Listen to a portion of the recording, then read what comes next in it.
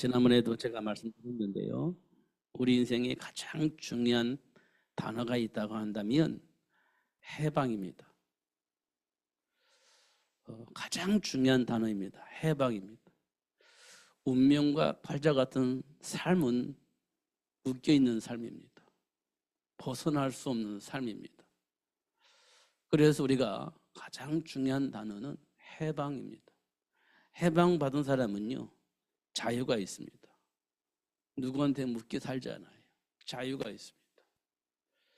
그래서 해방받은 사람은요, 행복합니다.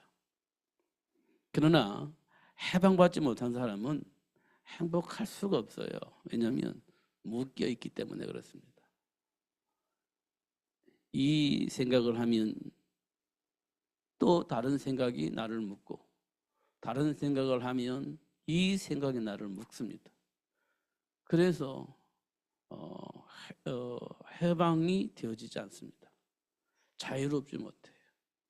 그래서 사람들은 행복하지 못한 거예요. 진짜 행복은 뭔지요? 해방입니다.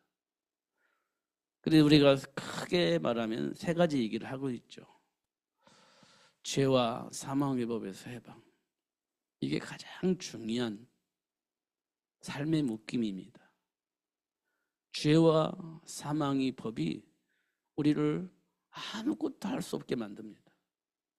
이게 첫 번째 묶임입니다. 두 번째 묶임은요, 하나님을 불신하고 떠난 우리에게 사단이 들어와서 주인 노릇을 하고 있습니다. 왜냐하면 나의 주인이 하나님이신데 하나님을 거부하고 떠나버리니까 그 자리를 마귀가 차지하고 있는 겁니다. 그래서 마귀가 시키는 대로 하는 거예요. 욕심도 부리고 거짓말도 하고 말 안 들으면 사람을 죽이기도 하고 이런 일들이 벌어지게 만드는 겁니다. 그게 마귀의 속성이기 때문에 마귀에게 장악되어 있는 사람은 그렇게 하는 거예요. 욕심 부리고 거짓말하고 죽이고 이렇게 하게 되어 있습니다. 여기서 벗어날 수 있는 사람은 없어요. 그냥 그렇게 사는 거예요. 그렇게 안 하고 싶은데 사단에게 장악되어 있기 때문에 사단에게 시키는 대로 안 하면 안 되기 때문에 그렇게 사는 거예요. 인격이 문제가 아니라요, 잡혀져 있는 겁니다. 우리는 인격이 문제라고 보지만 사실은 잡혀있기 때문에 그런 거예요. 그게 두 번째 묶임입니다. 세 번째 묶임은 뭐냐면 하나님이 약속하신 그 복을 누려야 되는데 그 복을 누릴 수가 없어요. 왜 못 누리냐? 하나님을 불신하고 떠나버렸기 때문에 하나님이 약속하신 그 복을 누릴 수가 없게 되어진 겁니다. 하나님을 만나고 싶은데 만날 수가 없어요. 그래서 세 번째 묶음이 되는 거예요. 만나고 싶은데 만날 수가 없어요. 하나님을 불신하고 떠났기 때문에. 그게 세 번째 묶임입니다. 이 묶임이 인간을 그렇게 불행하게 만드는 거예요. 이 묶임이. 그러니까 예수님이 제자를 불렀는데 도마에게 물었습니다. 도마가 이렇게 대답을 했어요. 예수님이 어디로 가시는지 우리가 알지 못하는데 우리가 어떻게 하나님과 동행하는 그 길을 알겠습니까? 이렇게 물어보는 거예요. 이 질문을 오늘 여러분들에게 말씀드리려고 하는 거예요. 예수님이 어디로 가시는지 우리가 알지 못하는데 이렇게 얘기를 한 겁니다. 지금 우리에게 하나님이 굉장히 중요한 말씀을 주셨어요. 그게 뭐냐면 세계 복음화입니다. 예수님이 땅에 오신 이유는 이 세상 신으로 자리 잡고 있는 이 세상의 임금으로 정사부 권세자를 통해서 사단의 나라를 만들어 가고 있는 이 현장을 하나의 나라 회복할 수 있도록 하기 위해서 예수님이 오셨고, 예수님은 제자들에게 너희는 가서 모든 민족을 제자로 삼으라 이렇게 말씀을 하셨어요. 이게 뭘 의미하냐면 세계 이 땅에 사는 모든 사람이 이 복음을 들어야 된다는 겁니다. 그렇지 않으면 어떻게 되냐고요? 운명과 팔자에 사로잡히고 또 사단이 시키는 대로 해만 되어지기 때문에 그런 존재들이 어떤 일이 벌어지냐? 세상을 혼란하게 만들었고 세상을 굉장히 저주와 재앙 가운데 빠뜨리게 된다는 거예요. 그러니까 한 사람도 이유 없이 다 들어야 된다는 거예요. 그러니까 예수님께서 너희는 가서 모든 민족을 제자로 삼아라. 그 민족이 어떤 민족이 중요하지 않아요. 중요한 것은 이 복음을 들어야 된다는 거예요.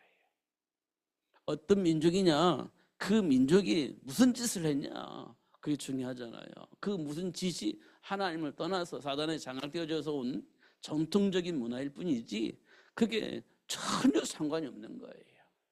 그러니까 모든 민족이 이 복음을 들어야 된다. 그렇지 않으면 사단이 시키는 대로 이상한 짓을 하게 되어진다. 그게 전통 문화라고 얘기를 하는데 그게 망하는 길이다. 그런데 전 세계 사람들은요, 그 전통을 존중을 해야 된다고 하잖아요. 그 전통을 존중해야 된다. 그러니까 그들은 그들대로 하라고 내버려둬라. 이렇게 얘기를 하지 않습니까? 근데 그들의 내면을 안다면 그런 말 할 수가 없어요. 그들이 내면을 안다면 할 수가 없죠. 아니, 복음을 듣게 해야 돼. 진짜 복음을 들어야 돼. 그 전통 문화의 배경이 뭐냐? 우리가 그 사람들을 무시하는 게 아니에요. 전통 문화의 배경이 뭐냐? 이거 알려줘야 되는 겁니다. 그래야 거기서 빠져나올 수 있지. 그래야 후손들이 복을 받아야 해요.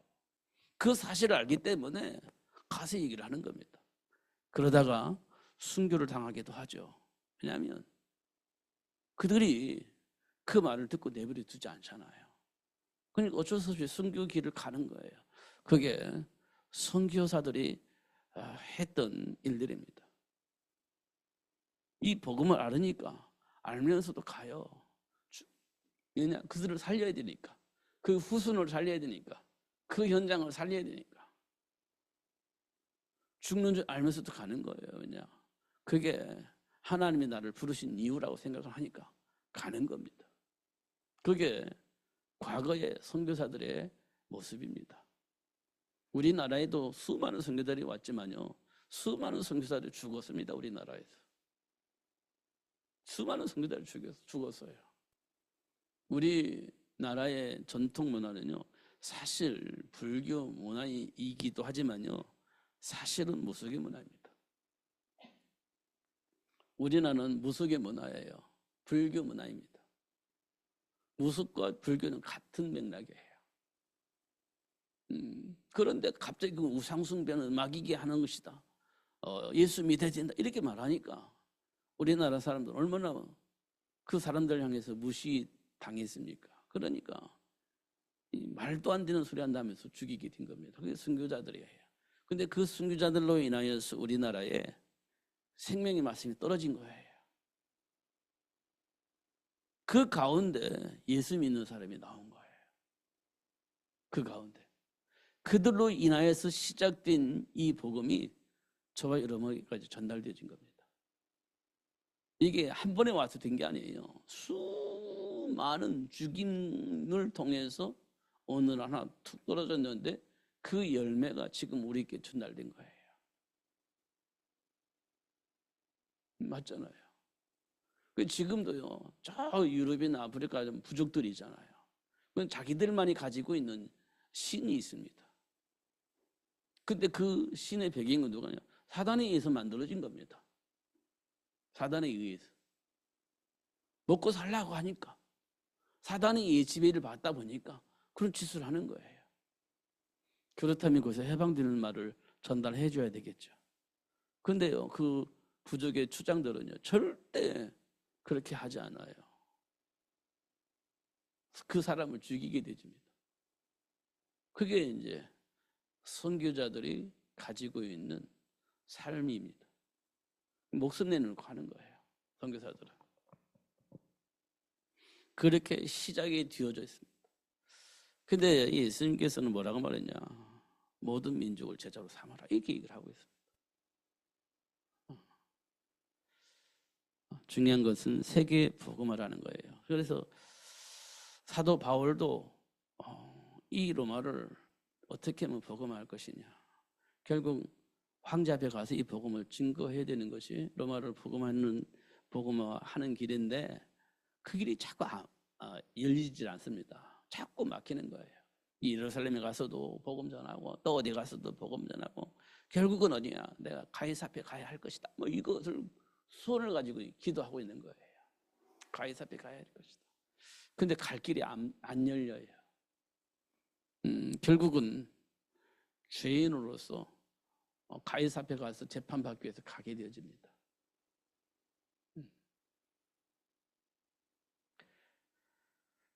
결국은 사도 바울이 현장 복음화를 위해서 준비된 그 사람들을 통해서 현장이 장악되었어요. 하나님 주신 복음을 가지고 있는 그 사람들 때문에 현장에 흐르는 삶의 문화가 바뀐 겁니다. 그 사람 때문에. 그게 로마서 16장의 일꾼들입니다. 로마서 16장의 중직자들이에요. 하나님 주신 말씀 속에서 답을 얻고 그 말씀 속에서 살아온 로마서 16장의 일꾼들. 생명을 살리기 위해서 오직 생명운동을 하기 위해서 그 속에 답을 얻고 생명운동을 하기를 원하고 그를 위해서 기도하며 준비하고 도전했던 로마서 16장 일꾼들. 그들 때문에 로마에 흐르는 삶의 문화가 바뀐 겁니다. 그러니까요. 로마 황제가 기독교를 국교로 인정할 수밖에 없는 상황이 만들어진 겁니다. 지금 이 땅에 수많은 기독교 중직자들이 있습니다. 그들이 현장에서 인본주의 쓰지 않고 성공을 위한 다른 방법을 쓰지 않고 그때마다 상황에 따라서 그냥 이상한 판단과 이상한 선택을 하지 않고 하나님이 원하시는 그 일을 위해서 준비할 수 있다고 한다면 세상은 금방 바뀔 겁니다. 지금 이 땅에 많은 기독교인들이 사업하는 기독교인들이 얼마나 많습니까? 중직자들이 얼마나 많습니까? 살아남는 방법으로 지금 사업을 한다면 생각을 바꿔야 됩니다. 로마서 16장 일꾼들처럼 하나님 준비한 지혜와 지식을 통해서 삶의 문화를 바꿔버려야 돼요. 지금은 왜 안 바뀌지냐? 이미 거짓말하는 사기꾼들이 현장을 지배했기 때문에 그렇게 하지 않으면 살 수 없는 환경이 만들어졌잖아요. 그래서 뭘 하려면 거짓말쟁이가 되어야 돼요. 뭘 하려면 사기꾼이 되어야 돼요. 그래야 살아남아요. 그런 삶의 문화가 지금 우리 현장에 흐르고 있단 말이에요. 그러니까 하나님은 말씀 안에서 양심적으로 할 수 있냐? 할 수가 없어요. 그렇게 하면 아무것도 할 수가 없습니다. 그럼 어떻게 됩니까? 나도 거짓말쟁이가 되어야 되고 사기꾼이 되어져야 되는 거예요. 그러면 나는 잘 먹고 잘 살 수 있을지 몰라도 삶의 환경은요 전혀 바뀌지 않습니다. 바뀔 수가 없어요. 그럼 우리 후대들은요 당연히 그 속에서 살는 거죠. 거짓말하고 사기치고 또 사기 당하고 거짓말도 하고 그렇게 사는 겁니다. 누가 거짓말을 잘할 것이냐 이게 이제 이 땅에 수많은 사람들이 하고 있는 생각입니다. 누가 사기를 잘 칠 거냐 그래야 살아남는 거니까요. 지금 이 땅에 흐르고 있는 삶의 문화입니다. 누가 사기를 잘 치는 것이냐 잘 칠 거냐 그래야 살아남는 거니까. 정직하게 살면요 망해요. 지금 흐르고 있는 삶의 현장의 모습입니다. 이걸 어떻게 바꿀 수 있겠습니까? 못 바꾸는 겁니다. 바꿀 수가 없어요. 하나님께서 모세를 불러가지고 노예가 된 이스라엘 백성들을 살려내라 가라 이랬어요. 못 가요. 안 가요. 이게 딱 지금 우리들의 모습이거든요. 지금 당학되어가지고 노예 생활하고 있는데 그들이 이겨먹을 수 있는 힘과 배경 아무것도 없잖아요.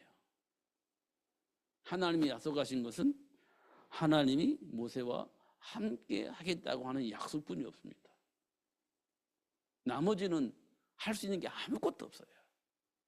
모세가 생각할 때 안 되는 건 안 된다고 생각하는 겁니다. 이게 지금 이 땅에 수많은 삶의 현장에 있는 중직자들이 가지고 있는 생각일 겁니다. 세상에 만만하지 않잖아요. 그런데 하나님의 배경 가지고 그들과 싸워 이길 수 있냐? 그건 말이 안 되지. 이렇게 생각을 하고 있을 겁니다. 현장에 있는 중직자들. 그럼 어떻게 되냐? 어떻게든 사기쳐서 그들을 이겨먹어야 돼요. 이게 이기는 방법이다. 이렇게 생각을 하고 있을 겁니다. 사기쳐서 이겨먹었다 손치다 하더라도요, 그 사기 생각과 삶의 문화 속에서 못 빠져나오는 거예요. 그러면 사기꾼이 현장을 지배하는 건 똑같잖아요. 내가 교회를 다닐 뿐이지 사기꾼인 건 마찬가지잖아요. 그러니까 안 되는 거지. 그 사기꾼이요, 교회와 선거만 한다니까요. 세계복음화 하자고. 그럼 현장에서 뭐 하냐? 그럼 복음의 빛을 발해야 되는데 사기꾼으로 산다는 거예요. 그 마음에 안 들면 또 교회 나가버려요. 지금 이런 상황이 지금 와 있는 거예요. 우리 현실이 그렇습니다. 우리 교회 모습이 그래요. 그러니까 우리는요, 진짜 알아야 할 게 뭐냐? 그리스도를 아는 거예요. 너네 나를 누구라 하느냐? 주는 그리스도시요 살아계신 하나님의 아들이십니다. 이 고백이 우리에게 진짜 중요한 겁니다. 진짜로. 그럼 예수님께서 뭐라고 합니까? 음부의 권세가 이기지 못하는 교회를 세운다는 거예요. 음부의 권세가 이 세상 신인, 이 세상 임금이 이길 수 없는 교회를 세우신다는 거예요. 그 다음에는요, 무엇이든지 기도하면 응답을 하시겠다고 한 약속이 그에게 떨어져요.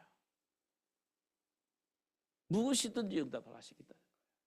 천국 열쇠.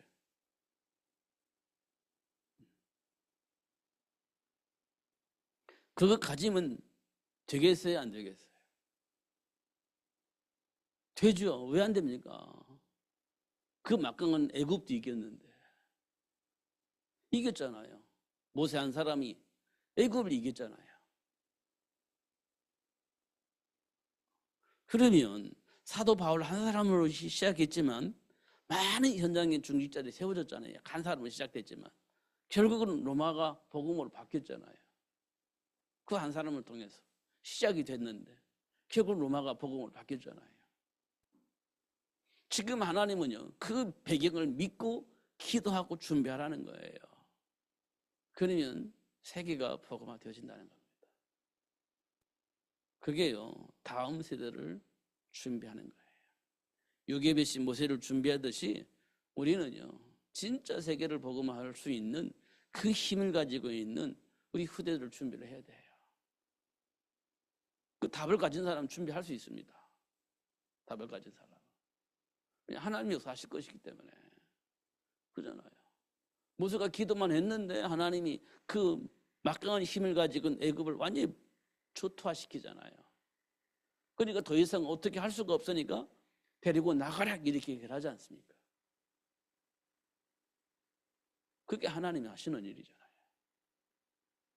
이런 부분 우리가 진짜 믿어야 되는 겁니다. 그냥 평화로다. 하늘 위에서 내려오나. 그냥 내 평화가 중요한 게 아니고 이 평화가 모든 사람들에게 전달되어져야 돼요. 나만 행복한 게 아니라 이 행복이 모든 사람들에게 전달되어져야 되는 거예요. 그게 하나님이 원하시는 거죠. 이런 것도 우리가 확인을 하셔야 됩니다. 그러니까요, 사단의 일들이 보여지면요, 결박하고 무너뜨리고 더 이상 사람들을 속이지 못하도록 꽁꽁 묶어버리고, 그리고 하나님이 주신 말씀 실제를 전달해주는 그런 삶을 우리가 살아야 되는 겁니다.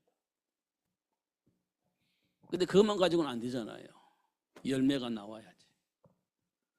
분명히 기도하고 복음 전하면 하나님이 원하시는 그 말씀이 성취되어지도록 우리 삶 속에 열매로 나타나도록 그렇게 축복을 하실 것이라는 겁니다. 그걸 우리가 얼마만큼 인정하느냐가 굉장히 중요합니다. 이걸 얼마만큼 인정하느냐 중요해요. 그런데 도마가 이렇게 말해요. 주여 주께서 어디로 가시는지 우리가 알지 못하거늘. 이렇게 대답을 합니다. 우리가 어디로 가는지 몰라요. 그런데 우리가 그 길을 어떻게 알겠습니까? 이렇게 질문을 해요. 지금 이 땅의 모든 사람이 이 땅의 모든 사람의 상태가 이런 상태일 거예요. 뭐가 뭔지 잘 모르는 그런 상태일 겁니다. 그래서 하나님이 원하는 자를 불러가지고 하나님과 함께하는 비밀을 알려주시고 또 전도해야 할 이유 알게 하시고 강한 자를 결박할 수 있는 권세가 있음을 알게 하시려고 하나님이 우리를 부르셨다 이렇게 말씀을 하시는 거예요. 그러니까 하나님과 함께하는 거 이게 뭔지 알아야 되는 거지. 하나님 우리와 함께하는 이유 그거 아는 거잖아요. 두 번째는요. 왜 전도하라고 하는지. 이 전도는요. 하라고 해서 되는 건 아닐 거예요. 알면 할 겁니다. 얼마 전에 이렇게 뉴스를 보니까 어떤 아줌마가 그냥 푹 쓰러졌대요. 그런데 사람들은 술 취한 사람인가 보다 이렇게 생각으로 다 지나갔다는 거예요. 힘이 없이 쑥 쓰러지니까 술 취한 사람이라고 생각을 하고 다른 사람들은 지나갔다는 거예요. 근데 어떤 간호학과 다니는 대학생이 쓰러져 있으니까 지켜본 거예요. 술 취한 사람인지 아닌지 확인하기 위해서 본 거겠죠. 근데 얼굴이 술 취한 사람이 아니고요. 이게 문제 있는 사람이라 이렇게 본 거예요. 그냥 얼굴이 어두워지니까. 이건 문제가 있다. 술 취한 사람이 아니다. 이렇게 생각한 거예요. 그러니까 이 사람은 뭐라고 말하냐면 자기는 아직 학생이니까 라이선스가 없는 거예요. 응급 대처할 수 있는. 그렇지만 이 사람은 죽을 수밖에 없으니까 자기가 알고 있는 수준 안에서 응급 조치를 한 겁니다. 응급 조치를 한 거예요. 이 사람이 호흡이 돌아왔어요. 살아났습니다. 그러면서 감사하다고 얘기를 하고 또 그렇게 했는 것 같아요.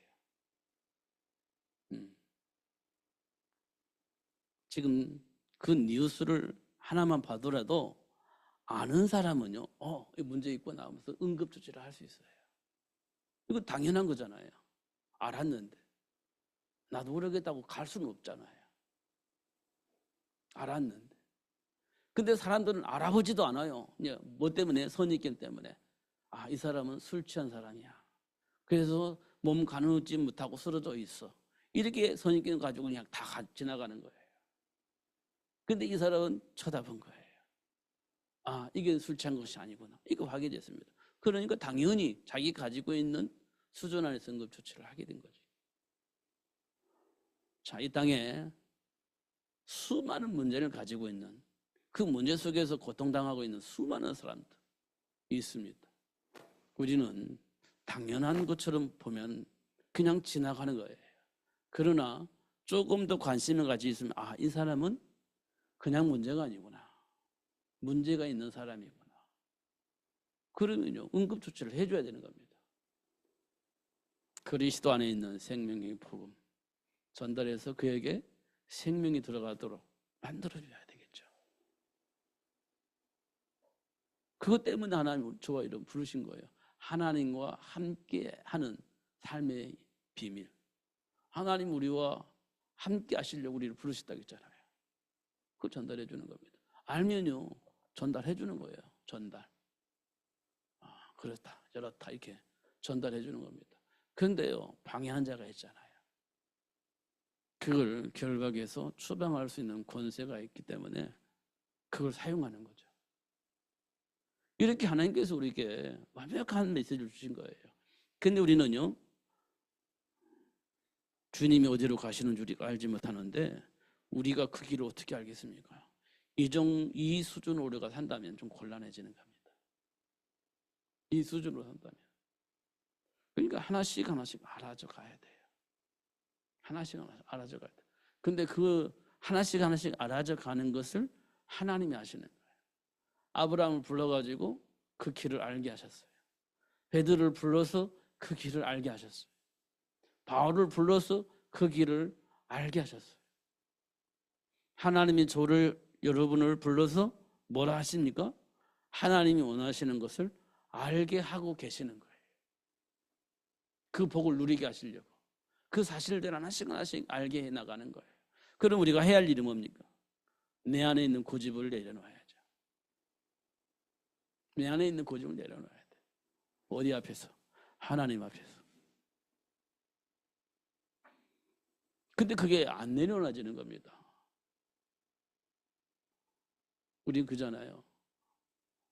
성질대로 산다고.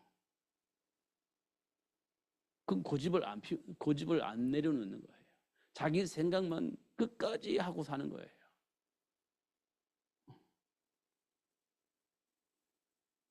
뭐 성격대로 산다 뭐 이런 얘기 있잖아요. 똑같은 말 있잖아요. 안 내려놔지는 겁니다. 하나님의 은혜가 오면 그게 되어지는 거예요. 그게 되어지는 거예요. 왜냐? 보이니까. 확인되어지니까. 안 내려놓을 수가 없죠. 성경에 보면 이스라엘 백성들이 요단강을 건너서 가나안을 정복을 해요. 근데 가나안 정복을 한 이후에 아이성을 치러 가는데 아이성을 치러 갔을 때 망해버렸어요.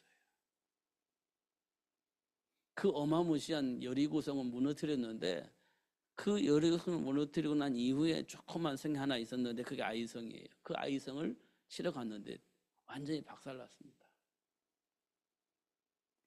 이유인즉 여리고성을 칠 때 그 많은 그 재물이 있잖아요. 재물이 있지 않습니까? 그거를 개인적으로 취하지 말라 이렇게 얘기를 했어요. 개인적으로 취하지 말라. 하나님이 원하시는 창고에 그걸 다 쌓아놓으라 이렇게 얘기를 했어요. 그런데 이스라엘 백성들 가운데 어떤 한 사람이 물건을 훔쳐가지고 감춰놓은 거예요. 하나님의 말씀을 따르지 않고 자기가 원하는 것을 취해서 욕심 부려가지고 어디 감춰놓은 거예요. 여호수아는 아무것도 몰랐을 거 아니에요. 그리고 이제 아이성은 치러 갔어요. 여리고성도 물론 치는데 저 조그만 것은 뭐 그냥 몇 명 가자 이렇게 간 거예요. 근데 완전히 박살났어요. 근데 그때 여호수아가 기도하는 거예요. 하나님 왜 그렇습니까? 도대체 왜 그렇습니까? 그냥 이 가나안 땅에서 우리를 망하게 하려고 하는 겁니까? 왜 그렇습니까? 이렇게 질문하니까 하나님께서 여호수아에게 대답을 하는 거죠. 내가 여리고성에 있을 때 내가 뭐라고 했냐? 그런데 내 말을 듣지 않고 물건을 훔친 자가 있다. 그런데 놀라운 건 누군지 모르잖아요. 제비 뽑았어. 그 제비 뽑았는데 딱 그 사람이 걸린 거예요. 그리고 이제 그 문제를 다 해결했습니다. 그리고 아이성을 공격을 하는데 하나님께서 아이성을 이길 수 있도록 정복할 수 있도록 그렇게 축복하신 것을 확인할 수 있습니다. 그러니까요. 하나님과 동행하면 문제가 없는데 뭔가 모르게 하나님과 동행을 하지 않으면 문제가 생긴다는 거예요. 하나님과 동행하지 않으면 뭔가 문제가 생기는 거예요. 중요한 것은 그 문제를 통해서 우리를 저주와 재앙 가운데 빠뜨리냐 그게 아니고 하나님이 준비한 그 복을 발견하고 누릴 수 있도록 그렇게 역사하시는 겁니다.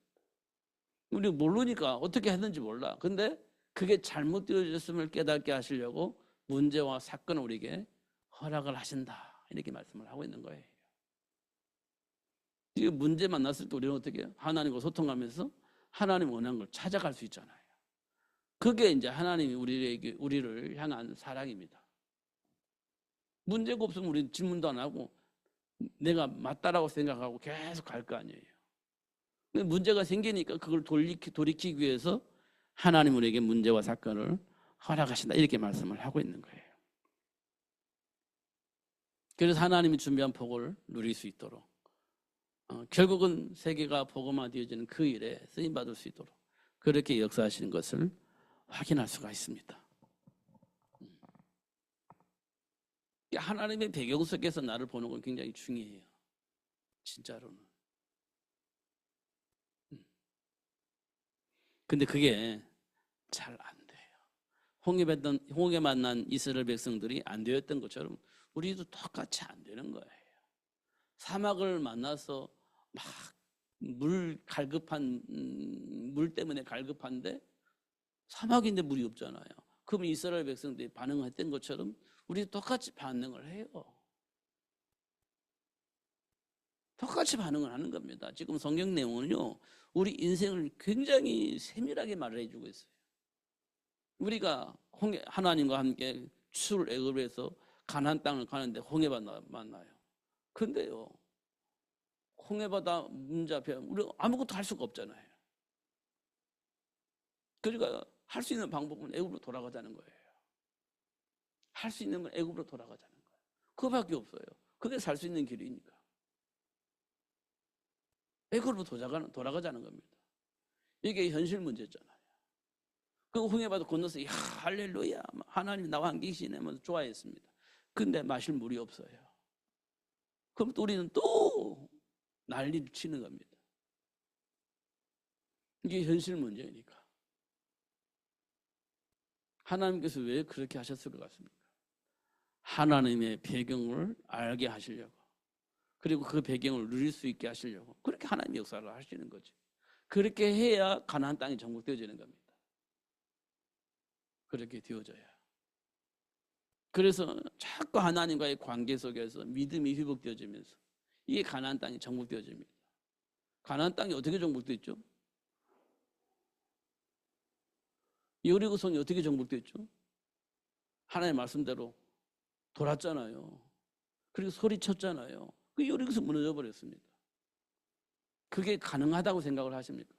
그런데요, 하나님은 이스라엘 백성들은 그 말을 듣고 그렇게 했어요. 왜? 그렇게 될 거라고 믿었기 때문에. 그러니까 여리고 작전이라고 하잖아요. 하나님 그렇게 하실 거라고 믿고 말씀대로 돌았다니까요, 한 바퀴씩. 그리고 마지막에는 소리를 쳤어요. 그게 여리고성 무너졌잖아요.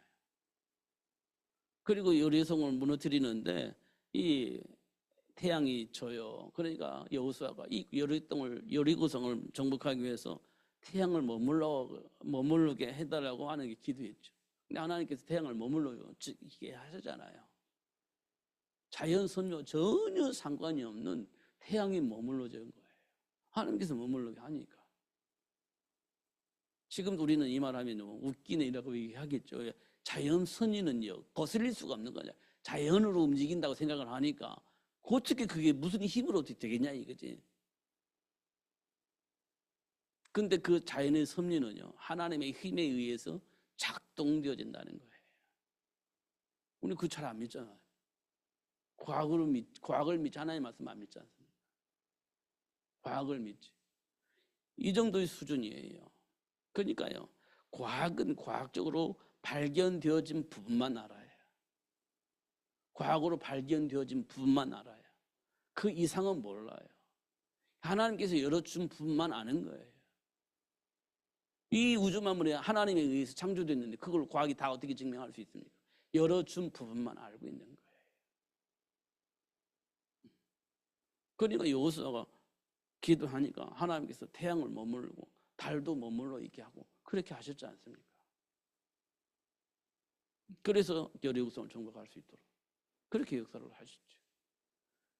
이런 부분도 우리가 진짜 믿음이 그게 이제 보여지는 거예요. 믿으면. 그러니까 지금 우리 삶 속에서 일어나고 있는 그 많은 일들을요, 조금만 더 생각을 해야 돼요. 한 번만 더 생각을 해야 돼요. 어디 안에서? 하나님 주신 언약 안에서. 하나님 주신 복음 안에서.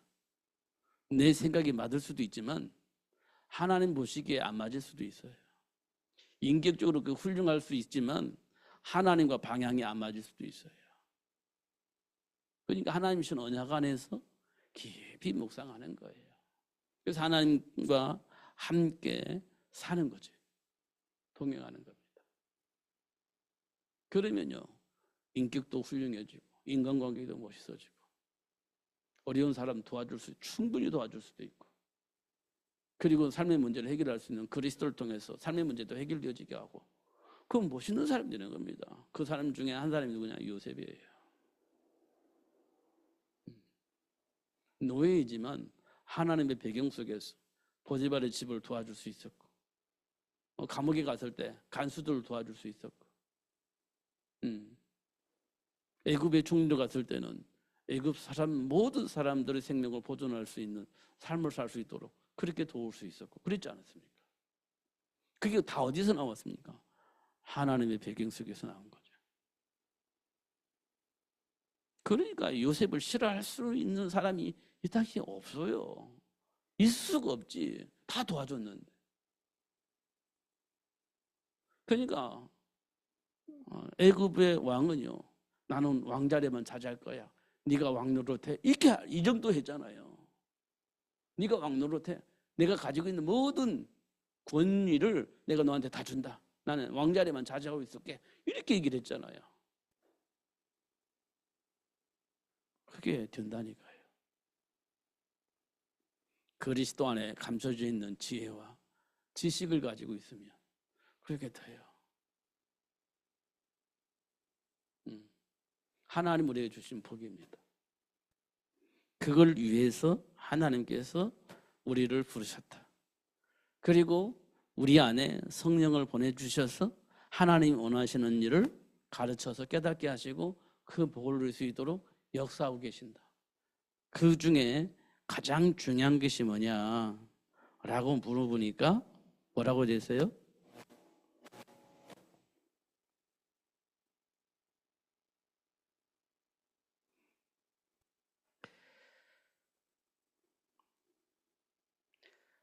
내 이름으로 무엇이든지 내게 구하면 내가 행하리라. 이렇게 되어 있습니다.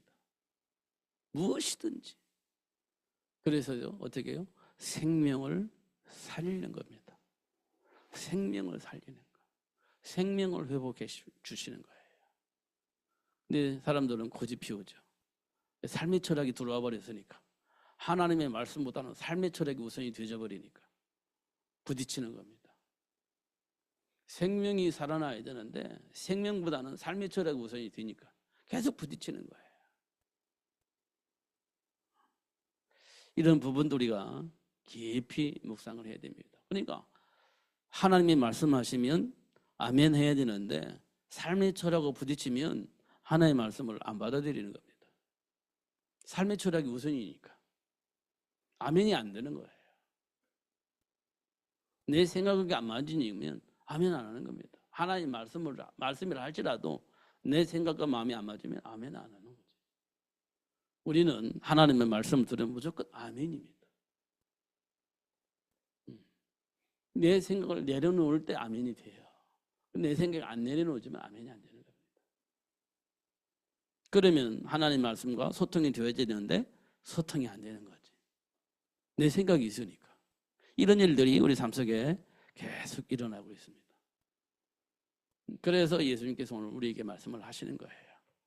내가 곧 길이요 진리요 생명이니 나로 말미암지 않고는 아버지께로 올 자가 없느니라. 이렇게 말씀을 하시는 겁니다. 다시 한번 깊이 묵상하면서 하나님의 배경 속에서 준비된 복을 보시고 그 복을 누리면서 승리하시는 여러분 되시기를 바랍니다. 꼭 그렇게 되어지도록 하나님이 축복하실 겁니다. 기도하겠습니다. 하나님 아버지 감사합니다. 오늘도 최고의 복을 주시고 알게 해주셔서 감사합니다. 어떤 환경 속에서 속지 않을 만큼 하나님 주신 말씀 속에 답을 얻게 하여 주시고 어떤 상황 속에서도 그 말씀이 생각나서 그 말씀 안에서 분별하고 그 말씀 안에서 선택할 수 있는 복을 누릴 수 있도록 축복하여 주옵소서. 혈과 육의 싸움은 하지 않게 하여 주시고 영적 싸움을 통해서 사람들이 가지고 있는 그 복을 하나님 주신 복으로 바꿀 수 있도록 성령으로 역사하여 주시옵소서. 하나님이 주신 이 복음이 나에게 회복되어질 수 있도록 축복하셨던 것처럼 우리를 통해서 다시 우리 후대들에게 하나님 주신 복음이 전달되어지고 그 복음을 통해서 답을 얻고 그 속에서 힘을 얻고 하나님이 주신 축복을 누리며 사는 우리 후대들이 될 수 있도록 영향을 입히는 삶이 될 수 있도록 좀 축복하여 주옵소서. 오늘도 최고의 복을 주시고 알게 해주신 것 감사합니다. 누릴 수 있도록 성령으로 충만하게 하여 주옵소서. 예수님 이름으로 기도하옵나이다. 아멘.